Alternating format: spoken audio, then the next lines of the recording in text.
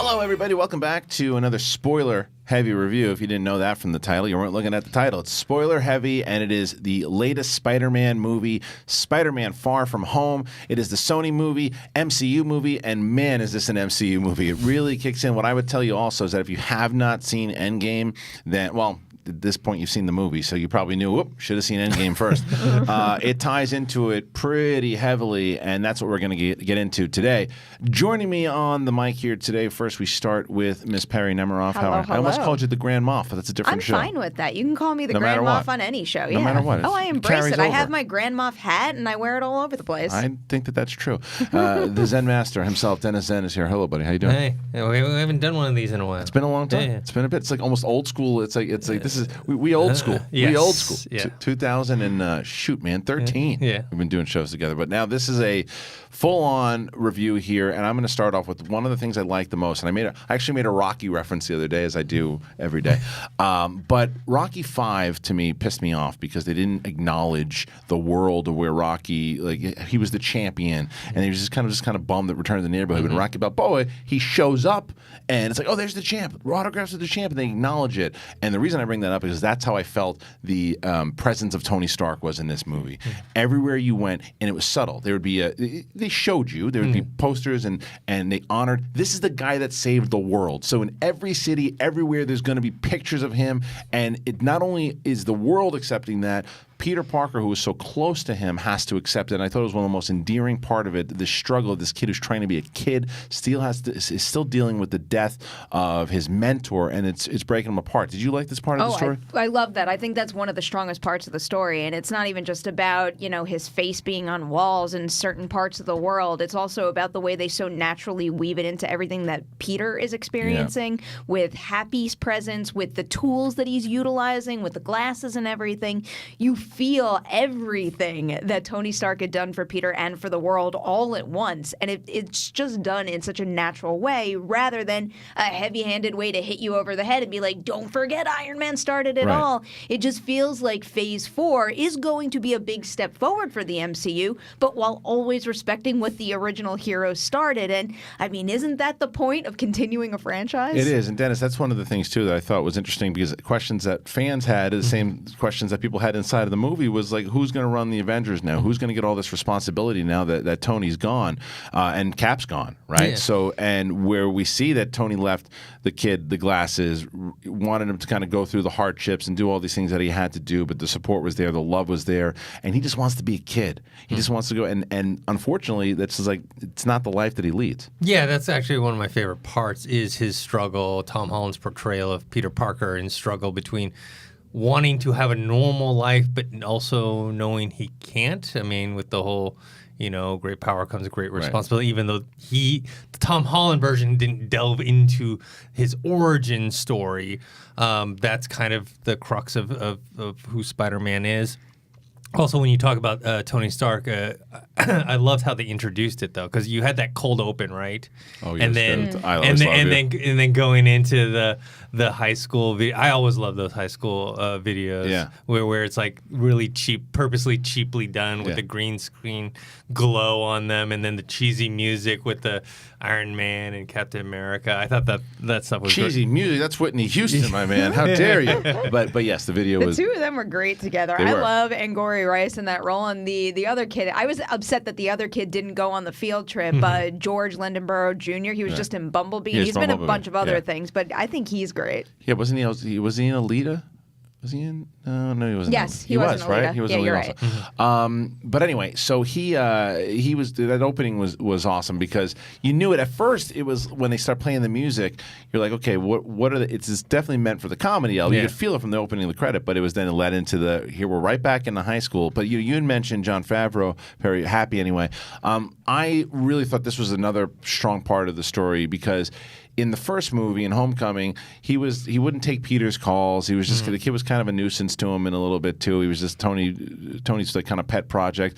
Not the case here. It's almost like uncle and nephew, father and son. He really and the fact that wants to date Marissa Tomei in this, don't we all? But the fact that it's the way that it's put together.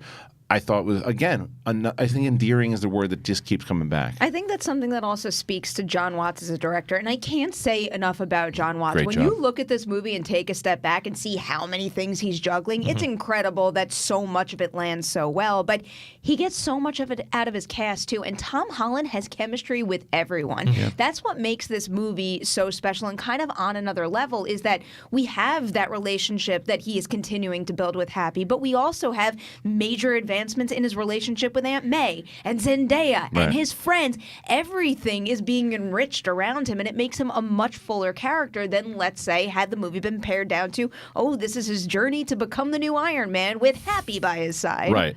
And what I would say about this movie, and I just said this on live the other day, is that this movie, the marketing for this movie is some of the most brilliant marketing I've ever seen, and I'll tell you why. Because the trailer alone had everyone talking about the multiverse, and and not only did they fool us inside thinking that this was the multiverse, because that's what they have set up in other movies, and that anything's possible with Doctor Strange or what he's kind of shown, and that's what you thought. And the whole time when Gyllenhaal shows up as this Mysterio, I'm thinking to myself, because they got me, and I'm thinking to myself, okay, this is what's going to happen.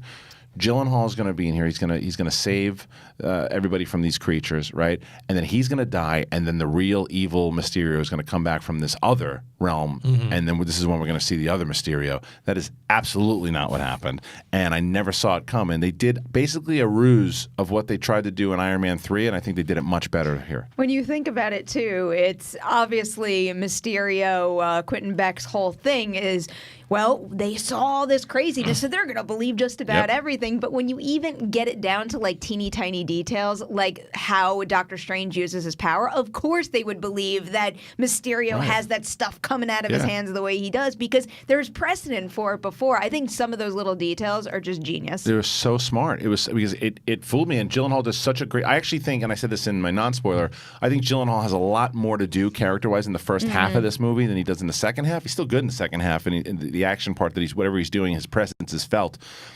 But when he was selling us and Peter on the fact that he was like the new Tony Stark, really, and a good guy. It too well. It was so good. Too well. It broke my heart. Yeah. I was so, like, I knew what Mysterio was all about. I knew it was going to happen, but he sold me so hardcore on that So relationship. you knew he was going to turn. I mean, that's what I've been predicting since I knew day just one. because I know who Mysterio is in the comic books. You didn't think an alternate reality? Anything? No, See, I was sold. No, on I knew it was alternate a reality. ruse, but obviously that's because I knew who Mysterio You're is right. as a character. What I didn't know and what I didn't understand, and they explained it later, was I knew he could do illusions and all that stuff, Yeah. and I just didn't know how were they creating the damage, because after he leaves, they still have to be like, okay, the actual stuff happened. the And drones. the drones. And so Which they I thought was explained really that well. smart, because I thought the same thing. And then when all these, like, wait, but this is causing all this damage, and and then even Peter and his friends think it's fake, but people are getting hurt, and it's like, yeah, because there's so many of these drones. It makes me really want to see the movie again, because it's one of those scenarios where when you know the big secret, you know the big reveal, and then Right. you watch it again, you could probably find all these little things that like further explain exactly what's happening. So knowing how Mysterio made all that happen, I kind of want to go back now and just, pinpoint all the little details that I wasn't processing the right way the first time around. And speaking of little details, something that really was phenomenal was when they reveal that this is a ruse, right? And then Peter takes off after he gives Mysterio over the power of Edith, and has his team, and he's given his speech, and Ralphie from the Christmas Story returns. Peter Billingsley. yeah. He comes back, and he's really good friends with Jon Favreau, Yeah. producing partner, I believe, on the first Iron Man. But he was in Iron Man, and they show that, and they show the connection with it. And then the other thing that they did very well was they tied all this illusion stuff into Civil War, like that scene, the de-aging of Downey Jr. when he's like, they have this whole project here, and then they kind of go backstage and you see Gyllenhaal.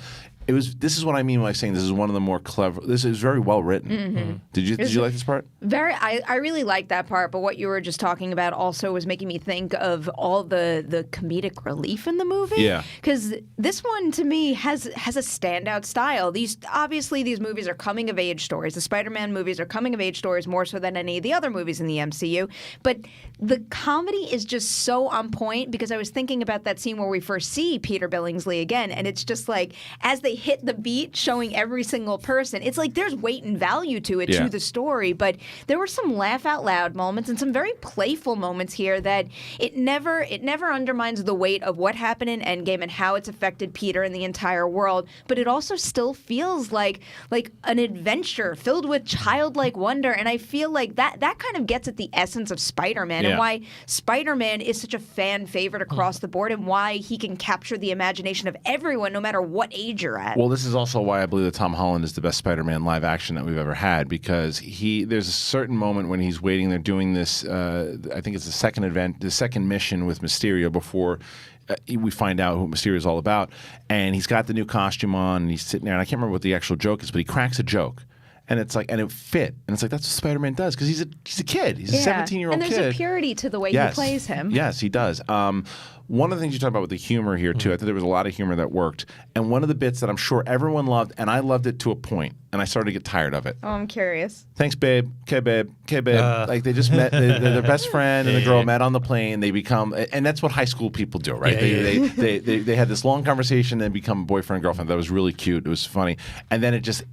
I liked him so much in the first movie. The friend, he didn't have enough to do in this one except those little kind of one-liners. And I was like, oh, I want him to still be your number two, your guy, but like they didn't have anything for him to do, so they used him for comedy, and it worked fine. It didn't ruin anything. It just kind of was here and there. How did you feel about it? Yeah, I didn't mind it so much just because now you have Zendaya's MJ more prominent in this movie versus the last one where it was kind of like a tease. She's there, in the future. She's going to be the romantic interest, which they tease at the end of the last movie, but it was more about the other girl. So she became, even Ned had that moment with her. He's like, oh, are you a FOS, friend of Spider-Man? You know what I mean? Right. And so, his little bits were funny, and it was just like extreme turned up over the top version of that kind of high school, falling in and out of a love thing. Yeah, I got a kick out of the bit. It was like, we broke up. Right afterwards, after finally. The MJ stuff is what I want to talk to you about because we've had a conversation. She's so good. Zendaya is so good in that role. It's so nice to have a leading lady in a superhero movie like this that has such individual standout qualities. Like she feels real to me, and she feels different. Which is, and it's funny because in Homecoming. I wasn't digging what they were doing with her because, and she didn't. You're right. She didn't have much to do really in that movie, and it was just like, oh, I'm too cool for school, and this. It's not who she is at all. It suits what they explain of her here, though. 100% it does, and that was one because I said to myself, I said, okay, why are we going down this road with this character? And she's just a kid, and she's a kid, but she's guarded, but she's still the way that she plays the kind of crush on Peter, and that she's been watching, and she's so good and she's so subtle in the moments that she's in that I fell in love with her after being like, I don't know if I like this character. She was a great, and I got why he liked her, and I understood like why they got each other. You talk about great chemistry, obviously, the two of them, but that's why I also appreciated the stuff with Ned and Betty happening at the exact same time because it lets you see what Peter and MJ have, and there's like an interesting contrast there. And also the way the movie handles it is it doesn't even necessarily brush it off as like petty high school nonsense. I love the fact that when they did break up at the end, you get that little message of we broke up, but this was a great experience with one another. And Ned in particular, I guarantee you in the next movie we see him in, we are going to see a grown-up Ned. Well, he's pretty grown up in this movie. He looks like he's 40. He's great. He's definitely grown a bit, but I just feel like the experience he had having that relationship, we're going to see the effects of that further with his character. I agree with you. And to speak of that, we can bounce back and forth, but the implications of what this is going to mean for the MCU in general, right? Because everything happens the way that it all plays out at the end, and we get rid of Mysterio, we take him out, which I thought all that was the fact that the Peter Tingle comes back and he's able to figure, the Spidey sense was what we were missing, and it was a great thing to where he couldn't tune into it, and when he finally does, that moment at the end when he's kind of flipping through and he can feel it and he can sense everything, and So explain to me, does he catch the bullet? Like, how does Mysterio get shot? Because that was the thing I didn't understand. I think he still gets shot the way we see it, but the illusion is that he's dying on the ground. But he actually picked himself up and grabbed the gun. I see. That makes sense. But takes him out. then we get to the scene at the very end. He takes Zendaya and he's swinging across. I'd love that she was freaked out by it, didn't want to do it, because every other Spider-Man that they do, it's like, this is great, this is spectacular, it's scary as hell. Yeah. And then it cuts. Now let's call it what it is. That didn't have to be a post-credit. It literally was the ending of the movie. They just happened to put credits right beforehand. Nonetheless, it's a post-credit, because if you walk out, it's a different movie. It's a different film. You walk out, and you're It's like, still a complete film, though. Totally. It's a complete story. 100%. It's just a happy ending film. Yeah. It's not a happy ending film, because post credits happen, they land, and then we pop up and we see that we see this video. Excuse me, the video pops up to where we're talking about the Daily Bugle, which we haven't seen since Raimi's Spider-Man. Yeah. And J. Jonah Jameson. J.K. Simmons returns. The whole place goes nuts. I could not believe. I think these might be the two meatiest end credit scenes we've ever had in an MCU movie. I was shocked when that happened, because we had already gotten a good deal at that point. It's like we had the scene with Happy Aunt May and Peter, then we had the scene with MJ, and I'm like, all right, I'm feeling this. I just like the vibe and the atmosphere, and then all of a sudden, him of all people is on screen, and then They hit that well, man. and then they don't even stop there. It's like they could have stopped with J.K. Simmons, and I would have been thrilled. But then all of a sudden, they drop the bomb of Peter's identity getting out to the world, and I'm like, whoa, what? I mean, not even just like, what does that do for the MCU in the future, but what does that do to Peter as a character after everything he had to do in this movie to grow, to be comfortable, to be a hero, and now everything like the ultimate is turned tweet. on its head all over again. Yeah, it was like the ultimate tweet. I could not believe they took that extra step, and then I couldn't believe they took the extra step at the end of the credits too. Well, but this particular one, because what does this mean now, Dennis? Because we see, obviously the first part of that is that J.K. Simmons, J. Jonah Jameson, the character returns, and then J.K. Simmons, who made him iconic.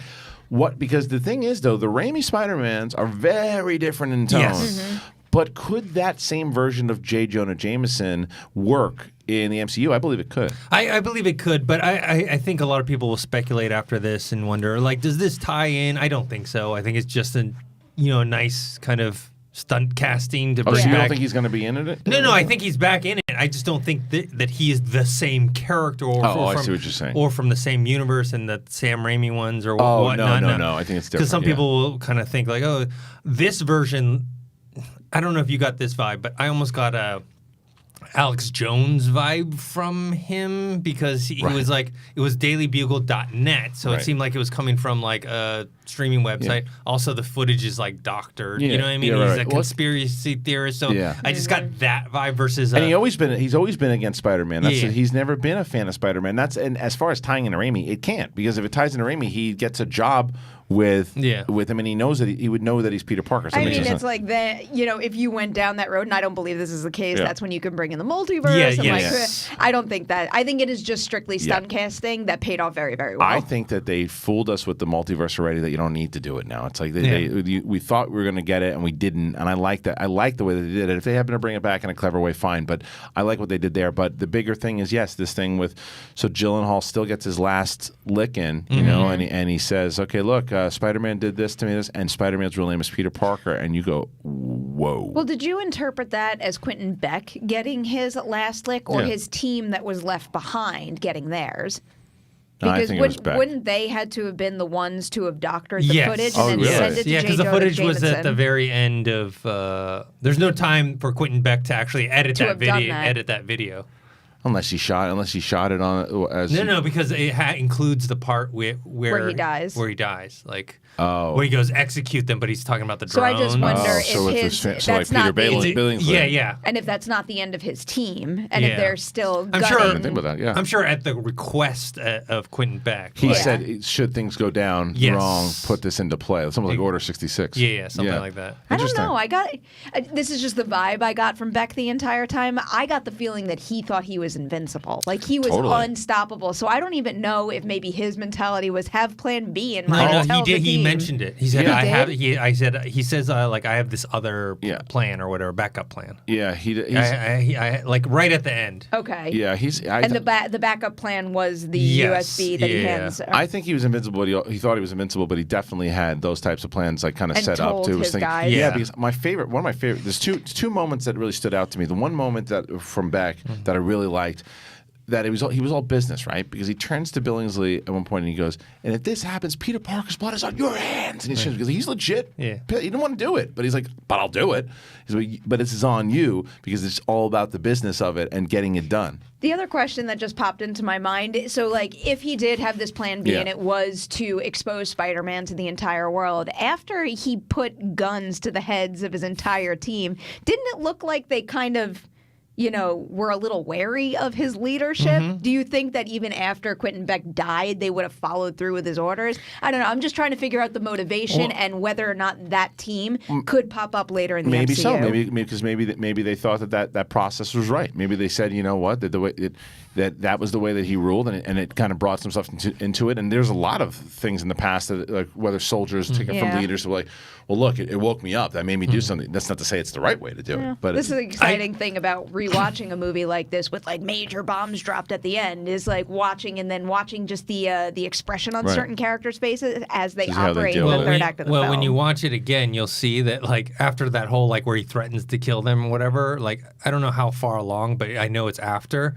He's talking to Peter Billingsley's character, and he says something, and he goes, "Bro," or whatever. Like everything's all cool. I don't care that you put a gun to my head, et cetera. So because he understands who he's working with. But the other little moment like that I loved was this conversation that Happy has with Peter on the plane. Yeah. Oh, that's one of my favorite parts. It's so great because Peter's breaking down. He just doesn't know how to handle it. He doesn't think he can take it. And then Happy has that really nice moment talking about Tony and how much he's like, Tony was a mess. Yeah. He's like, and having these conversations where he saw it and knows what he saw. My favorite part of that whole thing was when Peter's making the suit and Happy's just watching him, and he sees Tony in him, and he sees it, and he just like, no, I'm just watching. And it was such a nice moment. You see it in the way he manipulates the tech. I mean, it's even something as simple as how he takes the glasses on and off. That reminds me of Tony Stark. But the other cool thing about that idea is how it ties into just the entirety of what this movie is getting at, which is, questioning reality and how easily what you see of somebody else is able to be manipulated. So the world, and maybe even Peter to a degree, saw Tony Stark, Iron Man, someone who's in control, and then really behind the scenes, there was so much more to it than that. And the Edith stuff when he almost bombs the bus is amazing. Yes. It's really good. Especially, that kid that took that picture of him. Yeah. I also liked how they explained the blip, in that high school video. Is like, okay, this kid, he didn't get blipped, so he grew up. We came back, and suddenly this guy's in our right. The in our joke class. about the wife fake blipping Oh had yes, me in tears. good. The Martin Starr. Star He was great. And so is JB Smooth too, because there was something that he said at the very when the JB Smooth, when he had the conversation with the kid who was trying to date MJ, and then they tell him he's taking pictures of people in the bathroom. He's like, "Don't do that. Never do that." And just the delivery was great. But the other thing that we should talk about, something that I don't know if you were, have you talked about it? We've talked about it briefly, but you said maybe it wasn't necessary to do another twist. Yeah, right? the very end, With the Skrulls. The Skrulls. I don't know if I really needed that one, just because the whole movie had a lot of different twists, and some you could kind of see coming, some like whatever. But I just don't know. I know it explains why Nick Fury and Maria Hill are like the way they are in the movie. But I just don't know if I needed that extra one at the very, very end. I'll tell you why I loved it. Okay. Because as I'm watching it and then going through, because everyone's going to have that thought, wait a minute, so it wasn't Nick Fury the whole entire time? And like you said, it makes sense now when you think about kind of the different way that he acted. Because it would be silly for Thanos to have come here with all these different threats and all these things happening and the intergalactic scale of what's going on, and Nick Fury's just doing adventures on Earth. He's going to be out there. He's going to be working with Captain Marvel. He's going to be trying to figure stuff out. And I was like, why is he still dealing with these little missions? And he wasn't. And why would the Skrulls then do it? Because the Skrulls owe Nick Fury. The Skrulls have a relationship with Nick Fury. It worked in this particular thing, and it was a nice way to bring Ben Mendelsohn back into the fray. I'll never say no to anything that opens the door to more Ben Mendelsohn in this franchise. But I also think it was a smart move for them to have reiterated that this is the end of Phase 3. Right. Because I think that's why I was okay and excited about getting so many things in the post-credit scenes that teed things up for the future. Right. Because we need it. We need that direction right now. And that thing with the Skrulls raises so many questions about where the Captain Marvel franchise could be heading now. I mean, you could do just about anything with those characters. It's like, I would love to know how they made that whole operation to begin with. There's years worth of content there that I would be excited to see now. Well, that's also the question now, is because that was, to me, we keep hearing more and more that the Phase 4 is going to really deal in the intergalactic, and it's going to be more about a lot of the space stuff, whether it's the Guardians, Captain Marvel, all of these things that are happening. It was the Eternals are going to be at space as well too. So all these movies that are coming out, this is a good setup to say a lot of this is going to be. I mean, even Doctor Strange could take place. What's he going to be doing in the next phase? Like, who's the big villain? Who's the next one? There have been rumors that it could be Doctor Doom. There's rumors that it could be, who's the other? Galactus. I mean, so. That was really, like you said, the end of Phase 3 of, like, I think the smaller scale, as small of a scale as that can be, but on just Earth. I think we're getting more into that, and you see how big scale, what Nick Fury's doing. So do you understand, like, that part of it? Yeah, I understand that. I just also, I prefer Spider-Man to stay kind of more contained in the kind of the real world here on Earth. I mean, that's who his character is. He's never been, I mean, yes, he has engaged in intergalactic storylines, but mainly people are drawn to him because he is this superhero in New York and taking care of kind of more his local life. His life, balancing his life with the things in the local area. This is why I really want John Watts, of all people, to stick with this franchise, because he did such a great job of never losing the friendly neighborhood Spider-Man while still making it feel like big and like a global adventure. So especially where things end for Spider-Man here, because I know it's probably going to be a while before we get another team-up movie, but I feel like John Watts needs to complete his Spider-Man coming-of-age trilogy, because where they end, yes, he has embraced himself as being a hero and the understanding of what the responsibilities and now a vigilante on the run. Yeah, a little of that too, but I still feel like there is another step to his journey before he is, more of like an adult superhero ready to maybe lead a team. So I hope he gets to make that movie. Well, that's the question as we wrap this thing up there too, because the next movie is probably going to take place as far as real time, 2 or 3 years from now, we would assume. Let's say, so we're at let's say 2022 is when we get the next one, and maybe even 2023. You can't do another one in high school. You just can't. It's got to be years later where now he's out. But the question is, hopefully he's in college or something like that. But the question is that if that's going to go, like, do we carry on this story of him as a vigilante on the run in other MCU movies, or do we carry it on in Spider-Man 3? I think you could maybe tease it, but not necessarily if the rest of it's cosmic. And I don't know the timeline necessarily of Black Widow, but I don't know that. The next thing after that seems like a whole Spider-Man story to me. Right. Well, and we talked about the multiverse. Loki will probably deal a lot in the multiverse because it's gonna. I think that it would take place in that other alternate timeline. The one where he was able, when he disappeared with the Tesseract. I think that's probably that's the only way you can explain how he's still alive. Yeah, I don't want them to bring him back. No, not that something. It's got to be that instead of. He's alive again. You know what I mean? Like for the third time, fourth time. But this is not a Loki review. We'll do that once it comes out. This was the Spider-Man Far From Home spoiler review. Thank you to both Perry and Dennis for joining us here today. Make sure that you subscribe to this channel if you haven't done that. You're brand new and you're finding Collider Video. Subscribe to it. We also have a full podcast network that you can check out a bunch of our shows. Just check it out, whether it's Collider Live or Heroes or any of our movie talk. Make sure that you go and you check that out. And that's it. So thank you guys for joining us. We appreciate it. See you next time.